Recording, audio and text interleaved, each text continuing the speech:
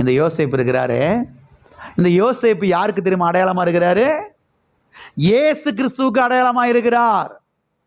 யோசேப்பு இயேசு கிறிஸ்துவுக்கு அடையாளமா இருக்கிறார். ஆண்டவராய் இயேசு கிறிஸ்துவை பிதாவாகிய தேவன் பரலோகத்திலிருந்து இந்த பூலோகத்துக்கு அனுப்பினார். எப்படி யோசேப்பு எகிப்துக்கு கொண்டு போகப்பட்டானோ, இதை போலவே பரலோகத்தின் தேவன் தம்முடைய ஒரே பேரான குமாரனாகிய இயேசு கிறிஸ்துவை விசுவாசிக்கிறவன் எவனோ அவன் கெட்டு போகாமல் நித்திய ஜீவனை அடையும்படிக்கு அவரை தந்தருளி இவ்வளவாய் உலகத்தில் அன்பு கூர்ந்தார். நம்முடைய குமாரனை இந்த உலகத்துக்கு அனுப்பினார். எதற்காக அனுப்பினார்? நம்மை ஆதரிப்பதற்காக, நம்மை உயிரோടെ காப்பதற்காக, நம்முடைய வம்சம் இந்த பூமியிலே ஒளிந்து போகக்கூடாது என்பதற்காக அவரை கல்வாரி சிலுவைக்கு அனுப்பினார். அவரை கல்வாரி சிலுவையிலே அடிக்கப்படுவதற்கு ஒப்பு கொடுத்தார்.